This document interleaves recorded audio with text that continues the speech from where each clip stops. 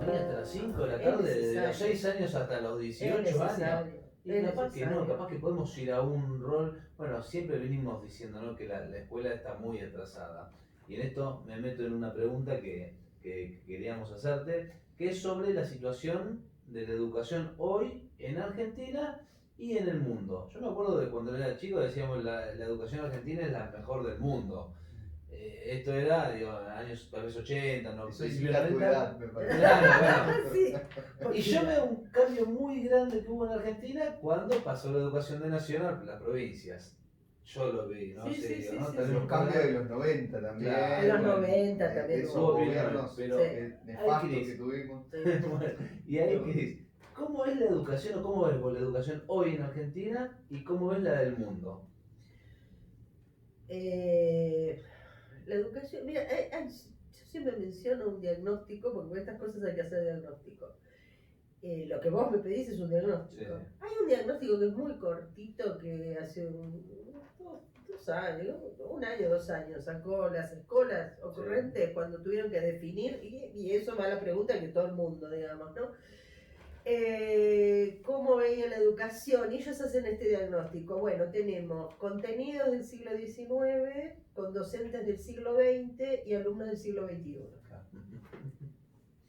Más claro, echarle agua. Hay algo que no va. ¿Cuánto tiempo tardé en decirte esto? Esto es insostenible. Sí. A ver, dicen, la pandemia vino.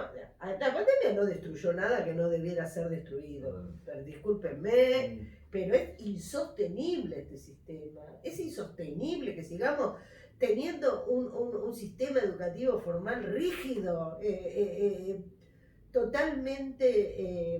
Y en el cual no se desarrollan aprendizajes. Que eso No es se lo más desarrolla un triste. aprendizaje, pero ¿cómo te Sí, puedo decir? Que se iban a desarrollar igual. No sé si me entendés. Sí, Entonces, sí. tanta gasto social, tanto gasto de toda la sociedad, de toda la comunidad, digamos, vale la pena para tener estos magnos resultados, digamos, muy magnos resultados. Y es en el mundo. En el mundo le dicen a las escuelas guarderías. Pero guardería de niños, guardería de jóvenes y guardería de grandes. Guardería. Sí, como Yo le digo, perdóname, No. pero le digo como Charly García tenía una hermosa noción que era hacer el aguante. Él siempre planteaba esto, que había que hacer el aguante. El aguante. Aguante, claro, bueno. El aguante, yo siempre decía, desde hace muchísimos años, digamos que esto lo veía, lo que pasa es que lo decías en aquella época y era, va de retro Satanás, ¿viste? Pero yo hablaba de la deserción presencial. Yo veía la deserción presencial, los pibes que estaban perdón, pero emboladísimos de estar ahí horas y horas de su vida, que ya no sabían, viste, estaban pensando en cualquier cosa y las estrategias educativas eran como que el pibe no se fuera, viste, que no siguiera volando y que por lo menos te contestara, viste. Sí. Y que las cosas más lindas que le pasaban a los pibes le pasaban en los recreos.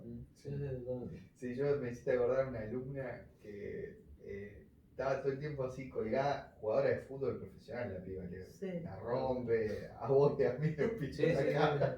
Una genia. Y siempre que le preguntaba en qué andaba, no, estoy pensando en que después voy al entrenamiento y arranca la felicidad. Mi vida, claro, esa es mi vida. Ahora, ¿por qué no tener vida todos los días? Digo yo, y si es tan lindo esto de tener vida todos los días. Pero como que en el mundo el sistema educativo se fue a decir, bueno, vamos a llegar, no sé, a la escolaridad de todos los chicos, a que todos los chicos vayan se generó un sistema de planes donde si no tu hijo no va al colegio, no te doy el plan, no te doy esto, aquello, todo. Entonces los chicos vayan al colegio. Los tenemos a todos en el colegio, tenemos el 98% de escolaridad. ¿Y la calidad?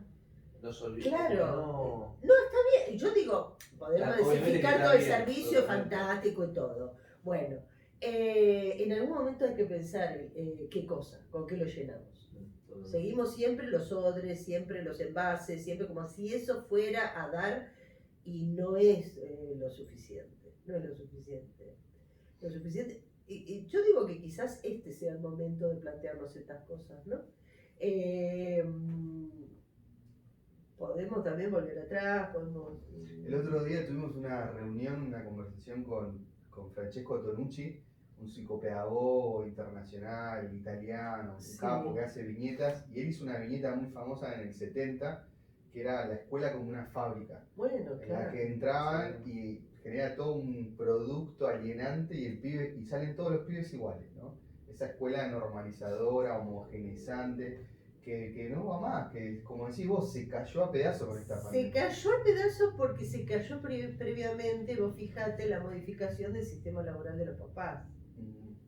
Sí, sí. ¿Qué trabajos son los esenciales incluso? ¿Qué trabajo esencial? ¿Cuáles podés hacer desde tu casa? ¿Cómo papá y mamá también, o papá solo, o mamá sola, digamos, acá está todo, leslo, todo, por favor, no quiero hacer diferencia, van todos. Pero también esta referencia es importante, digamos, porque cambiamos esas cosas, pero no cambiamos el fondo de la cuestión.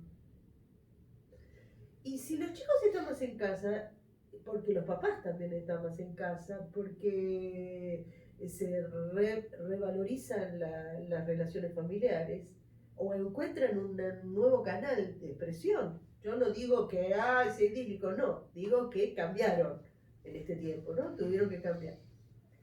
Y entonces también nos podemos estar planteando, decir, ¿cómo queremos la educación de nuestros hijos? ¿Sí? ¿Queremos que vayan a una escuela porque nosotros tenemos que salir a trabajar? Para que los cuiden y no les pase nada. Es que el problema es que no les va a pasar nada. Eso es grave. Sí. Que no les pase nada en el colegio. Que no les pase, exacto, que no les pase nada. Es lo más grave que les puede pasar. Sí. Desperdiciaste ese tiempo maravilloso de estar aprendiendo. Sí. ¿Aprendiendo de qué? De las cosas de la vida.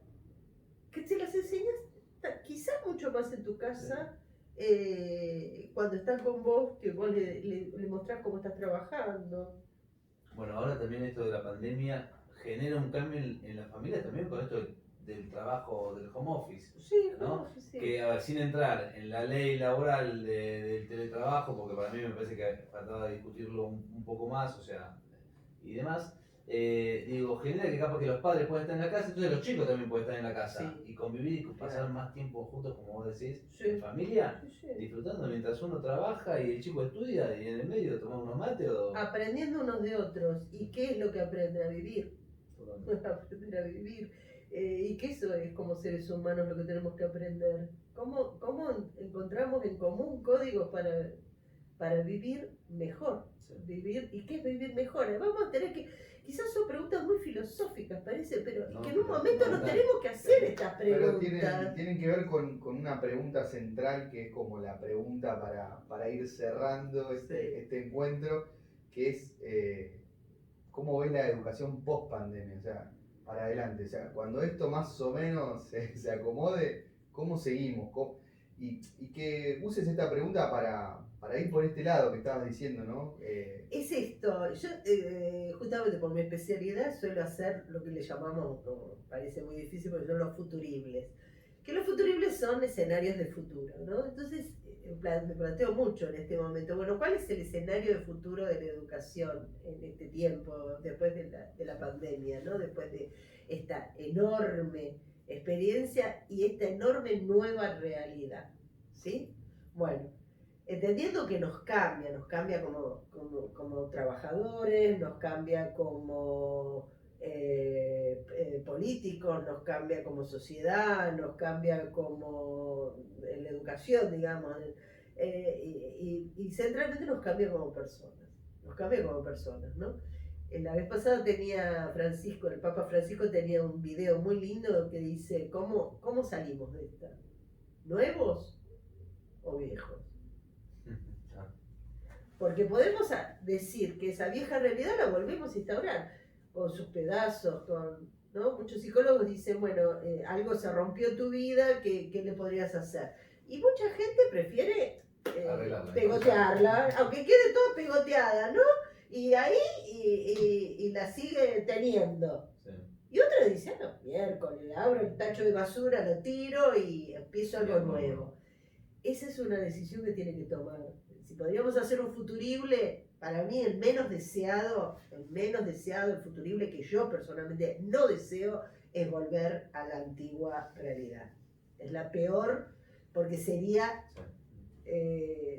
muy emparchado, tan emparchado que ya no hablaríamos de siglos, de 3 siglos. Frankenstein insoportable. Sería un Frankenstein, absoluto. ¿Te puedo hablar de una utopía y un futurismo que a mí me da miedo? A ver. Y a ver cómo hacemos para arreglarlo, ¿no? Digo, A podemos ver. sacar una solución capaz para la Argentina y el mundo. A ver. Me harta, me pudre, me enoja que tanto en la salud como en la educación haya un sistema público y uno privado. Porque eso genera violencia. Esto lo escuché que lo decían hace poco en una entrevista, en una charla. Que haya 2 sistemas genera violencia. Y en el futurismo que yo veo en la educación es que los chicos que van a una escuela privada, tal vez hoy en día, les enseñan tienen más horas de arte, tienen cocina, tienen tal vez más idiomas, tienen posibilidad de hacer cursos, tienen campamentos, tienen más experiencia y todo. El chico que va a una escuela pública sigue con la misma educación del siglo XIX, como dijimos, y sin motivaciones alternas. O sea, tiene mucho menos deporte, tiene mucho menos instrumentos de música para tocar en el colegio. Esa es una de las cosas. El mundo privado y público, digamos. ¿Y qué posibilidades hay de armar público y privado para todos? Y privado para todos. Porque reconozcamos que si no es el 80%, por ahí andará, de subvenciones a los colegios privados. Porque privado no existe. El privado no existe. La mayoría de los colegios privados tienen subvenciones y altísimas. Hasta el 80% de los salarios docentes lo paga. Que por supuesto que es por una organización del Estado en su conjunto. Que decide también el Estado, obviamente. Claro, porque no podría llegar a tener esa infraestructura escolar, ¿viste? Para la cantidad de alumnos. En realidad tiene que ser toda una educación a revisión. Y quizás podría ser actividades que puedan ser privadas y actividades que puedan ser públicas para el conjunto de la población. No para algunos que puedan. Pero, ¿sabes qué pasa, Martín? Yo siempre, en Salta tienen un dicho que es muy lindo, que dice, lo que es antes es primero. Sí.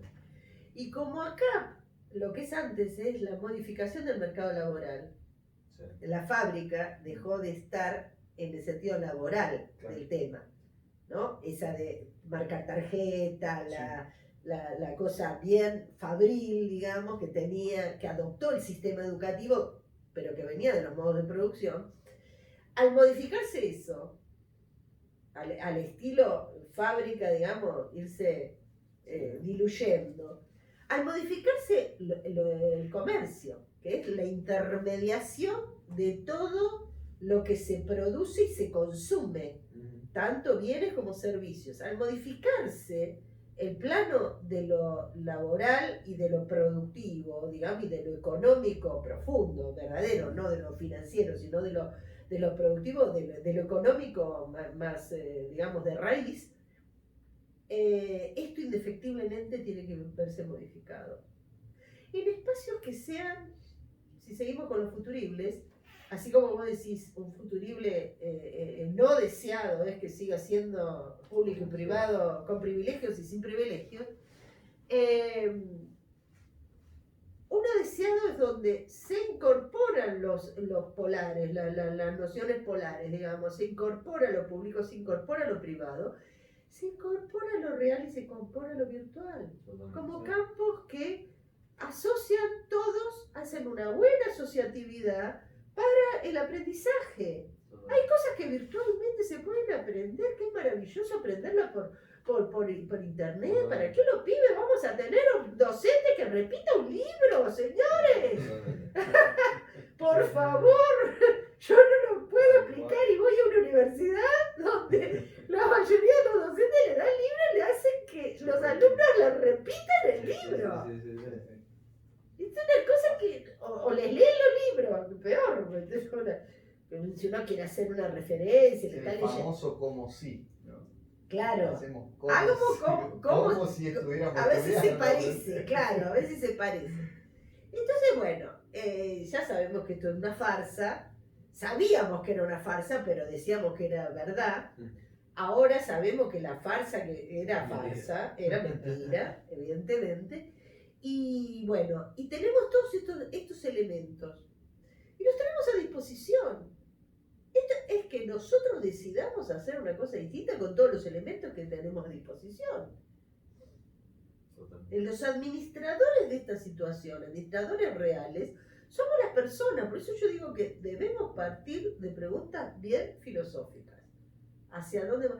Yo me acuerdo de las preguntas del Congreso Pedagógico Nacional que hubo en la Argentina, que fue impresionante porque nosotros en ese momento vivíamos en Salta y todas las provincias se involucraron fuertemente, pero se involucraron las comunidades, las personas en las comunidades. Se reunían desde el pueblo, desde la ciudad más grande hasta el pueblo más chiquito, se reunían la gente o en la escuela o en el municipio o en un centro vecinal, se juntaban los papás y las mamás de los pibes y la gente que estudiaba y los comerciantes, digamos, toda la comunidad, a discutir para qué queremos educar, para qué queremos la educación.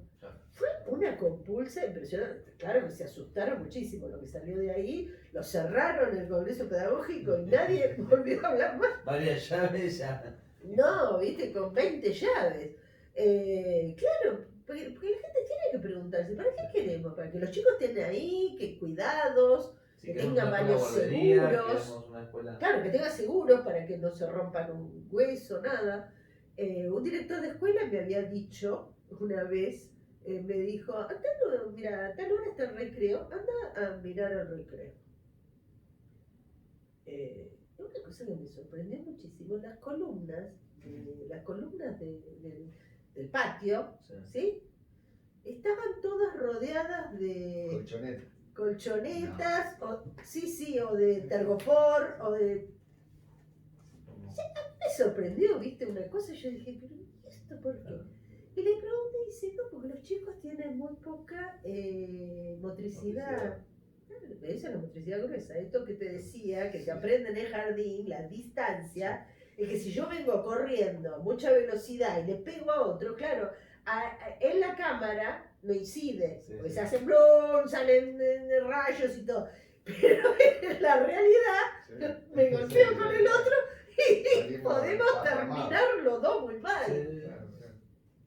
Entonces yo decía, oye, entonces quiere decir que hay que producir otros aprendizajes. Sí, totalmente. ¿No será momento de bajar un poquito de matemáticas, sacar un poquito de horas a... Y que el chico puede elegir qué hacer, ¿no? Y agarrar todo un abanico como cuando vas al supermercado y decís yo quiero esto, quiero esto, quiero esto, que es lo que me hace feliz, como decía Claudio, de la chica que quería jugar al fútbol. Bueno, seguramente no es la misma educación para esa chica que para otro que le gusta la matemática, que para otro que le gusta la cocina. Seguro. ¿Y será necesario que estés con chicos de la misma edad? ¿Será necesario que estés en el mismo espacio físico? ¿No podrán hacerlos uno en el club del barrio y otros en la asociación vecinal del barrio y otro que vaya...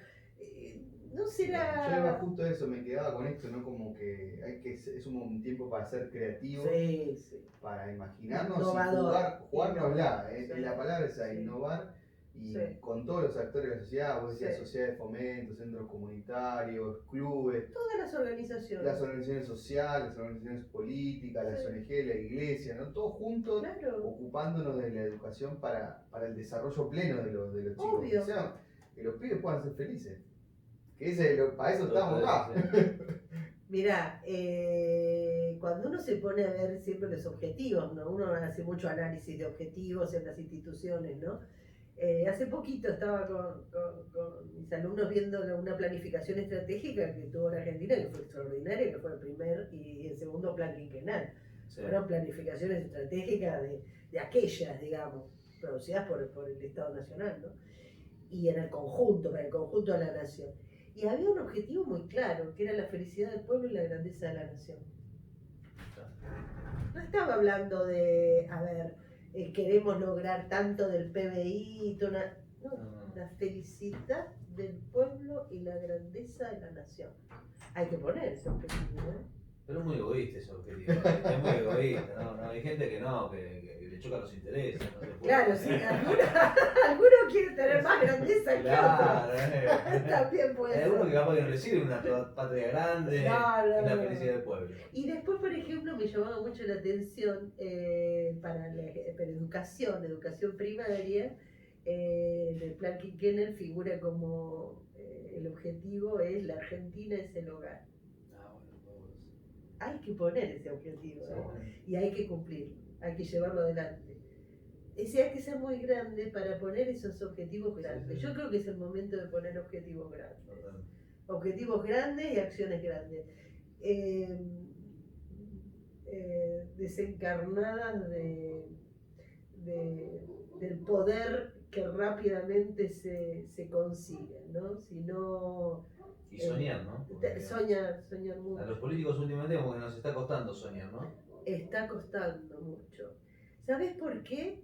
Yo creo que la política se ha tornado ni siquiera lucha por el poder, sino el poder de la gestión. Administrar. Claro, administrar y gestionar. Esta cosa es gestionar. La política no es gestionar. No, la política es hacer posible lo que parece imposible.